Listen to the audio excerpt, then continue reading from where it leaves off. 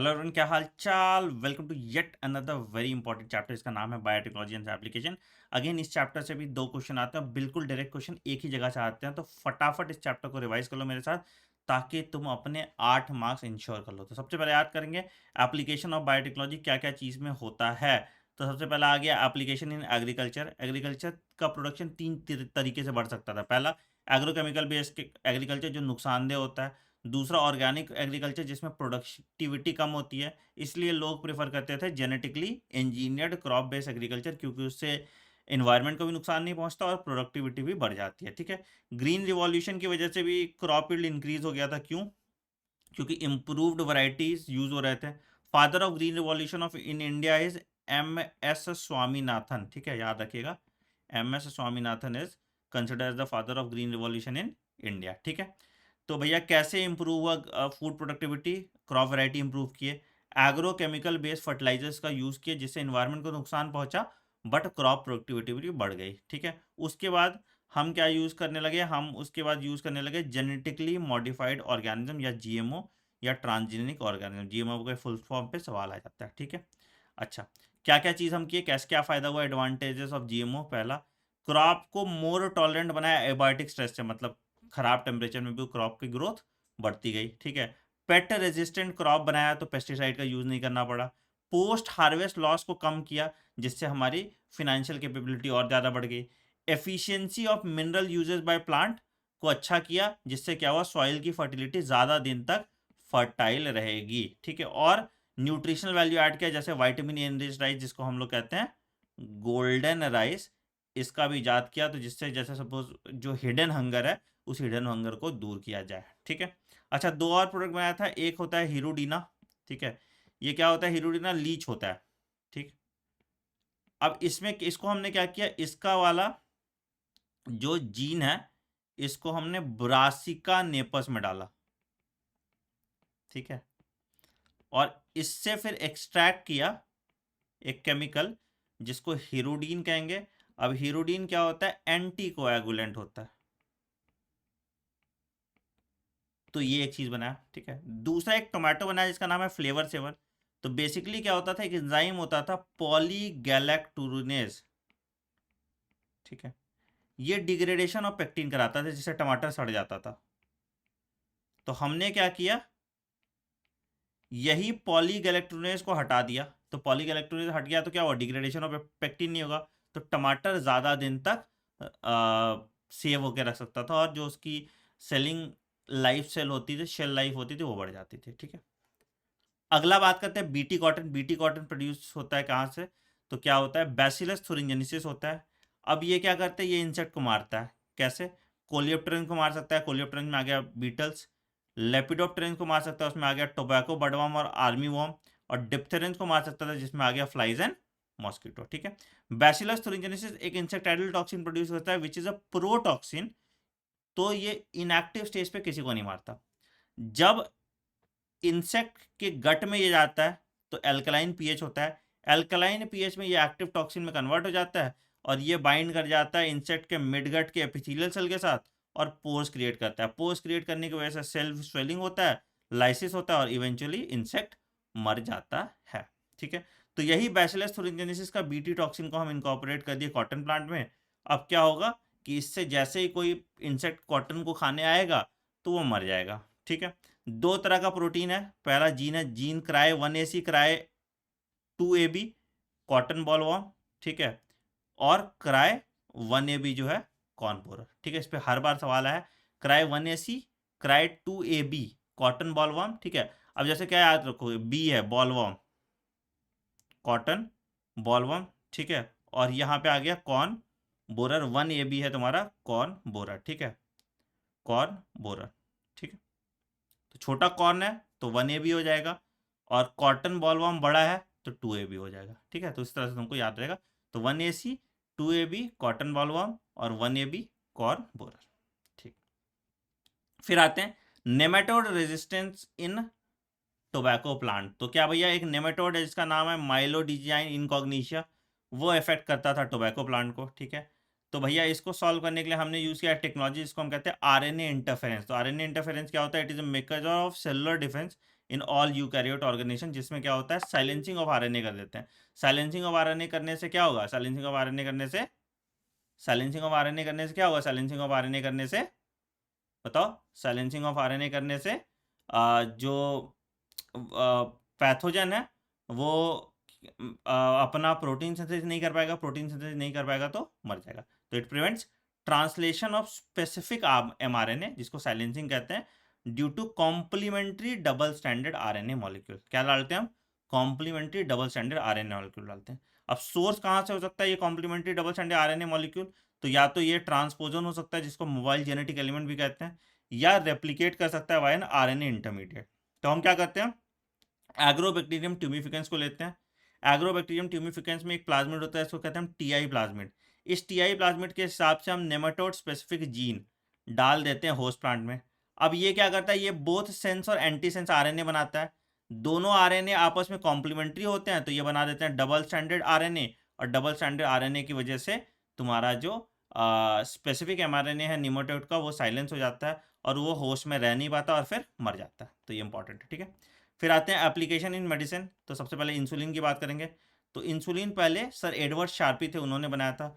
उसके बाद कुत्ते के पैनक्रियाज से निकाला था बैंटिंग एंड बेस्ट ने, ठीक है। बट अगेन इन दोनों केस में कुत्ते के पैनक्रियाज से या पिग के पैनक्रियाज से जो निकालते थे, पहला कि एक तो जानवर को मारना पड़ता था, दूसरा क्या होता था कि इम्यून मतलब हाइपर सेंसिटिविटी हो जाता था पेशेंट्स में, कभी कभी एलर्जिक रिस्पॉन्स शो करता था। तो उसका सॉल्यूशन लेके आया भैया एली लिली, एक 1983 में कंपनी था, अमेरिकन कंपनी, इसका नाम था एली लिली। तो उन्होंने बोला कि भैया देखो क्या है, इंसुलिन बना होता है दो चीज़ का, एक चेन ए और एक चेन बी, ठीक है। प्रोड्यूस होता है हमारे बॉडी में प्रो इंसुलिन के फॉर्म में, जिसमें एक एडिशनल चेन सी भी लगा रहता है, ठीक है। ये तीनों आपस में डाइसल्फाइड बॉन्ड से जुड़े रहते हैं। तो मैच्योर इंसुलिन क्या बनता है, सी चेन हटा देते हो तो ए और बी से मैच्योर इंसुलिन बन जाता है। तो इन्होंने क्या बोला, इन्होंने बोला कि एक काम करते हैं, हम ए चेन अलग बना लेते हैं, बी चेन अलग बना लेते हैं और दोनों को डाइसल्फाइड बॉन्ड से जोड़ देते हैं, तो मेरा मैच्योर इंसुलिन बन जाएगा। तो यही काम एली लिली कंपनी ने 1983 में किया था और मैच्योर इंसुलिन बना लिया था। होस्ट इसमें यूज किया था आपका इकोलाई, ठीक है। अगला आता है जीन थेरेपी। जीन थेरेपी क्या होता है, जीन थेरेपी हेल्प करता है आपका, हेल्प करता है क्या कि ऐसे जीन्स जो मॉलिकुलर मतलब एम्ब्रियोनिक स्टेज में आपको डिस्कवर कर दिए गए थे और जीन थेरेपी की मदद से हम उसका इलाज करते हैं। जैसे इसमें एग्जाम्पल आ गया एक एडिनोसिन डीएमाइनेज का इल्जाम कह रहे हैं, एडिनोसिन डीएमाइनेज का इलाज करते हैं, ठीक है। एडिनोसिन डीएमाइनेज की डिफिशियंसी के कारण क्या होता है, लिम्फोसाइट्स का मैच्योरेशन नहीं होता, और जिसके कारण क्या होता है, एक बीमारी होता है, इसको कहते हैं skid, severe combined immuno deficiency disorder, severe combined immuno deficiency disorder, ठीक है। तो इसको स्किड कहते हैं, ठीक है। कैसे क्योर होता है भैया, this can be cured by bone marrow transplantation सबसे पहला, और बाय एंजाइम रिप्लेसमेंट थेरेपी, मतलब एंजाइम डाल देंगे जहां पे फंक्शनल एडीए एंजाइम डालते हैं, ठीक है। दोनों केस में ये कंप्लीटली क्यूरेटिव नहीं होता, टेक्निकली बोन मैरो ट्रांसप्लांट से होना चाहिए, बट एनसीईआरटी कहती है नहीं होता, तो हम भी मान लेते हैं नहीं होता, ठीक है। फिर जीन थेरेपी में क्या करते हैं, लिम्फोसाइट्स ग्रो करते हैं, functional ADA gene via retroviral vector, याद रखिए एनिमल में जब भी डालते हैं रेट्रोवायरल वेक्टर, प्लांट में टीआई प्लाज्मिड के through it is introduce into the lymphocyte, ठीक है। They are then return into the patient and this is periodically done, क्यों, क्योंकि लिम्फोसाइट इमोर्टल नहीं होते, ठीक है। तो if the ADA gene marrow cells में एम्ब्रियोनिक स्टेज में डाल देंगे तो ये परमानेंट क्योर की तरह काम करेगा। परमानेंट क्योर क्या है, अगर मैरो सेल को हम एम्ब्रियोनिक स्टेज में डाल देंगे तो ये परमानेंट क्योर की तरह काम करेगा, ठीक है। चलिए मॉलिक्यूलर डायग्नोसिस की आते हैं, दो तरह की बात करेंगे, एक ELISA test enzyme linked immunosorbent test है, और दूसरा हो गया पीसीआर जिसको हम पॉलीमरेज चेन रिएक्शन कहते हैं। तो पीसीआर में क्या होता है, पीसीआर में सदर्न ब्लॉटिंग टेक्निक यूज करेंगे क्योंकि डीएनए हो रहा है, ठीक है। तो क्या होता है, हम एक प्रोब लेते हैं which is a single standard DNA और RNA and it is radioactively labelled, ठीक है। इसको हाइब्रिडाइज करने देते हैं हम कॉम्प्लीमेंट्री डीएनए के साथ, और उसके बाद डिटेक्शन करते हैं ऑटो रेडियोग्राफी से। तो मतलब अगर चमक गया या प्रोब के साथ बाइंड कर गया मतलब वो पैथोजन एग्जिस्ट करता है, अगर प्रोब के साथ बाइंड नहीं किया तो पैथोजन एग्जिस्ट नहीं करता, ठीक है। तो ये पीसीआर करते हैं। एलाइजा में क्या होता है, हम एंटीजन एंटीबॉडी इंटरेक्शन देखते हैं। तो मतलब यहाँ पे हम क्या होगा, वेस्टर्न ब्लॉटिंग टेक्निक यूज करेंगे क्योंकि हम प्रोटीन देख रहे हैं, ठीक है। वेस्टर्न ब्लॉटिंग टेक्निक यूज करेंगे क्योंकि हम प्रोटीन देख रहे हैं, और इससे हम डायग्नोसिस ऑफ डिजीज करते हैं। एचआईवी में याद रखना पीसीआर एलाइजा दोनों यूज कर सकते हैं for detection in HIV and both of them are helped in early diagnosis of disease. ठीक है, ट्रांसजेनिक एनिमल्स की बात करेंगे। ट्रांसजेनिक एनिमल्स में 95% जितने भी ट्रांसजेनिक एनिमल है सबके सब माइस हैं। क्यों यूज करते हैं हम? नॉर्मल फिजियोलॉजी पढ़ने के लिए, contribution of gene in development of study पढ़ने के लिए, बायोलॉजिकल प्रोडक्ट्स को पढ़ने के लिए, वैक्सीन सेफ्टी को पढ़ने के लिए और केमिकल सेफ्टी को पढ़ने के लिए। ठीक है, अब यहाँ पे नॉर्मल फिजियोलॉजी एंड डेवलपमेंट हम देखते हैं कैसे ऑर्गेनिज्म ग्रो कर रहा है। ठीक है, बीमारी पढ़ने के लिए हेल्प होता है क्योंकि हम transgenic mouse with the help of Alzheimer's बना देंगे, कुछ ऐसा बना देंगे। तीसरा, बायोलॉजिकल प्रोडक्ट्स में हम बनाते हैं human protein alpha 1 anti trypsin, it is use to treat emphysema.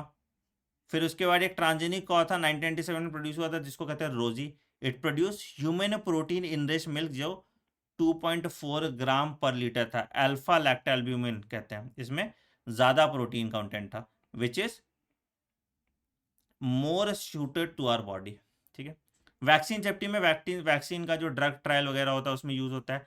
Chemical safety में ट्रांसजेनिक एनिमल्स को हम यूज करते हैं, जैसे कोई केमिकल टेस्ट करने के लिए, भैया साबुन है कुछ है उसको टेस्ट करने के लिए कि भैया आपके बॉडी पे उसका कैसा इफेक्ट हो सकता है। ठीक, चलिए एथिकल इश्यूज भी है इसमें भैया कि जेनेटिक मॉडिफिकेशन भाई नेचर के अगेंस्ट जाता है, तो उसके लिए एक कमेटी है इंडिया में जिसको जीएसी कहते हैं, genetic engineering approval committee. NCERT में जेनेटिक इंजीनियरिंग अप्रूवल कमेटी नाम दिया है, और अगर तुम वेबसाइट पे जाओगे इसके ऑफिशियल तो इसमें जेनेटिक इंजीनियरिंग अप्रेजल कमेटी दिया हुआ है। दोनों नाम सही है, पहले अप्रूवल कमेटी था, अब एनसीईआरटी ने वैसे अपडेट नहीं किया बट एक्चुअली इसका नाम अब जेनेटिक इंजीनियरिंग अप्रेजल कमेटी हो गया है।